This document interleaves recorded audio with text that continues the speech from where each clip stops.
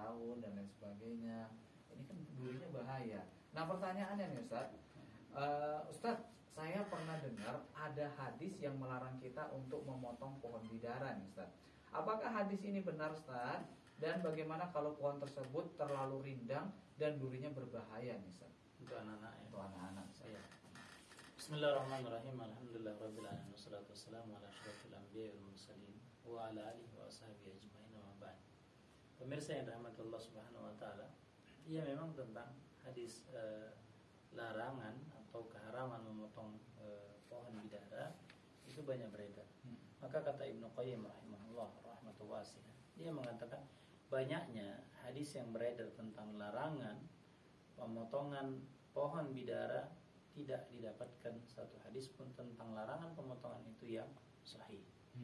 Kan? Itu kata Ibnu Qayyim rahimahullah.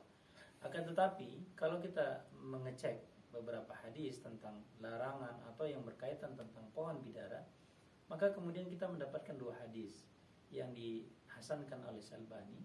Pertama dikatakan adalah dari Aisyah radhiyallahu anha. Bahwasanya kata Aisyah bahwasanya orang-orang yang memotong pohon bidara maka yusabbu ala ra'sihi yaumil qiyamah. Maka kata Aisyah bahwasanya nanti pada hari kiamat kepalanya akan disirami dengan api neraka. Nah, itu orang yang memotong pohon bidara. Kemudian juga dikatakan hadis yang kedua wa hasanahu Albani, dan dihasankan oleh Albani, itu yang dari jalur Muawiyah. Maka dikatakan kata Muawiyah sama juga orang-orang yang memotong pohon bidara maka dikatakan fayusabbu ala ra'sihi yaumil qiyamah, maka akan dituangkan cairan dari api neraka pada hari kiamat. Nah, menunjukkan di sini bagaimana sementara banyaknya hadis-hadis yang dhaif, maka dikatakan para ulama menyimpulkan tentang pohon ini dapat dipahami pada tiga hal, kata para ulama. Satu, dikatakan adalah bahwasanya hadis ini mansukh. Dikatakan hadis ini dihapus. Nah, itu sebagian para ulama mengatakan memahami hadis ini dikatakan bahwasanya hadis ini adalah mansukh, sudah dihapus. Maka sebagian para ulama menebang pohon yang ada di depan rumahnya. Yang kedua, pendapat para ulama dikatakan tidak mansukh, akan tetapi ini adalah berlaku di padang pasir yang apabila pohonnya rindang, orang yang musafir yang berpergian ingin berteduh, maka pohon yang untuk berteduh ini maka dikatakan ketika ditebang maka jatuh kepada larangan ini. Karena larangan ini menunjukkan, memperhatikan kemaslahatan orang yang berpergian yang kepanasan, karena di padang pasir. Yang ketiga dikatakan larangan ini hanya berlaku di tanah haram. Nah, karena di tanah haram tidak ada pohon, juga larangan memang untuk menebang pohon, ya kan? Maka kemudian larangan ini mutlak pada haram, dan di padang pasir untuk sebagai zil, kata para ulama, adalah untuk sebagai berteduh. Ada juga dikatakan pendapat ketiga adalah dikatakan bahwasanya ini adalah mansukh. Maka sebagian para ulama mengatakan mereka memotong pohon bidara. Itu dia. Jadi memahaminya bukan kemudian memotong begitu saja. Kalau ada kepentingan, maka kesimpulannya dikatakan kalau ada kepentingan, misalnya contohnya pohonnya terlalu rindang, terlalu besar, khawatir misalnya dari anak-anak dan sebagainya, ketika ada kepentingan maslahat maka boleh ditebang. Nah, itu dia masalah Allah. Oke, Ustaz. Memang keistimewaan pohon bidara ini dengan pohon-pohon yang lainnya kok sampai ada hadis-hadis yang larangan-larangan memotong pohon bidara ini apa sih, Ustaz? Ya, keutamaannya banyak beberapa hadis ya. Dikatakan salah satu dikatakan adalah dalam hadis Zainab dikatakan kami kunna, kata Zainab, kami memandikan mayat kami thalathan atau khamsan atau sab'an bima'i sidr. Maka dikatakan oleh Zainab, dikatakan sesungguhnya kami ketika memandikan jenazah maka kami menyucikannya, memandikannya 3 kali atau 5 kali atau 7 kali dengan bilangan ganjil dengan menggunakan bima'i sidr, dengan air daun bidara. Nah, itu salah satunya adalah untuk memandikan mayat. Yang kedua dikatakan salah satu fungsinya adalah untuk menghilangkan sihir. Maka kata Ibnu Baz bahwasanya untuk izalatis sihir, maka untuk menghilangkan sihir, ya kan, atau jin, dikatakan saya Ibnu Baz, maka dikatakan bisa menggunakan bima sidr, dengan air sidr. Jadi itu salah satu manfaat adalah untuk perobatan Islam. Luar biasa. Jadi itu daunnya gitu Ustaz, atau batangnya? Oh, batangnya duri-duri gitu. Jangankan sihir, kita pun sakitan kan. Ini jangan dengan jin yang lari ya, kita juga sakit. Kita pun lari kalau pakai batangnya. Iya.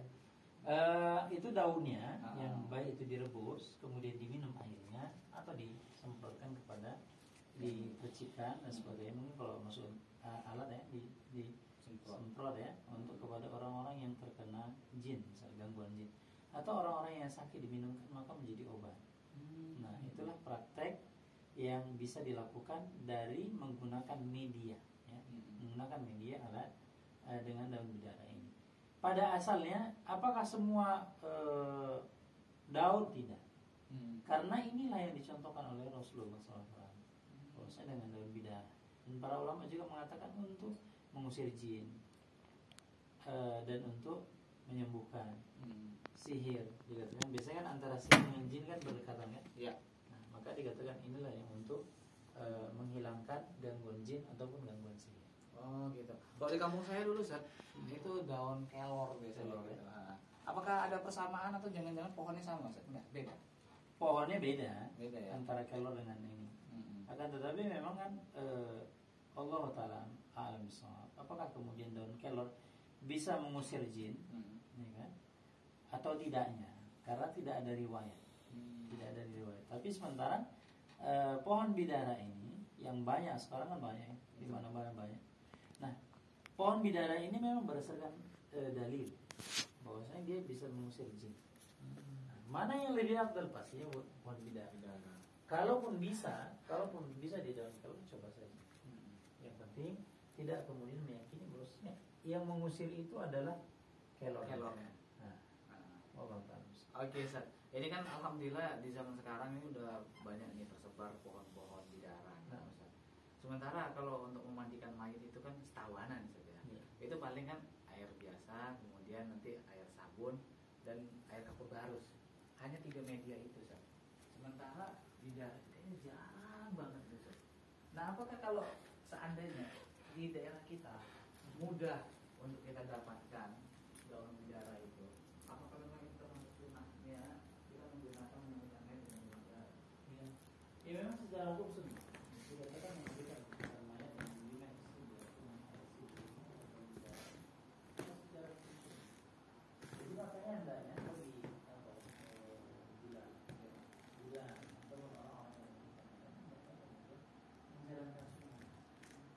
Karena kadang-kadang kita lebih memilih kepada kembang hidup ketimbang daun bidara. Maka dikatakan yang disunnahkan adalah bidara, lima sidr dengan daun bidara, tidak dengan tujuh lepas. Maka selagi itu gampang untuk dilakukan maka jalankan.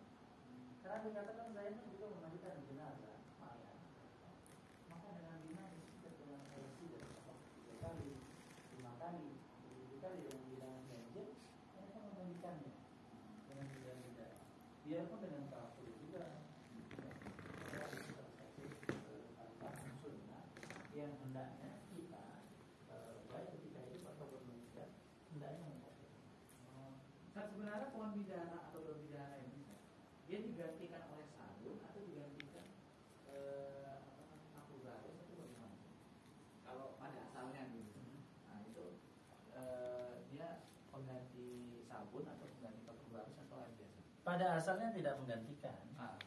Karena memang sunnahnya dengan sabun, dengan kafur, dengan sidr. Oh itu kan? ya. Jadi dengan kalau sabun kan untuk membersihkan, betul. Li izalatil adza, ya kan? Untuk dengan kotoran dan sebagainya dengan sabun. Kafur juga dia mengharumkan badan dan juga dengan sidr. Dengan sidr itu juga mengharumkan badan pada asalnya. Maka karena ini sunnah, bukan kemudian salah satunya. Kalau lengkap bisa dilakukan maka lengkap. Oh boleh saja ada air bidara, ada air sabun, air kapur barus, air biasa gitu. Oh gitu biasa. Air biasa kan untuk membilas, Membilasnya. Membilas dan sebagainya. Kalaupun seandainya mau ditambah dengan air 7 rupa, 10 rupa dan sebagainya, secara hukum boleh. Tapi jangan diyakini bahwasanya itu adalah sunnah. Jangan diyakini bahwasanya kalau tidak dengan itu nanti mayatnya bangkit lagi. Kadang-kadang banyak cerita kan kalangan masyarakat. Oh kenapa? Karena belum dimandikan dengan 7 rupa. Nah, dan ini boleh-boleh saja kalau dia berniat adalah untuk agar supaya harum. Oh gitu. Nah, bukan kemudian sebagai satu syarat yang mutlak. Kalau enggak bisa pocongnya bangkit lagi. Nah, ini yang kemudian kelenak-kelenik di tengah-tengah masyarakat. Kalau tidak ada itu tidak sah.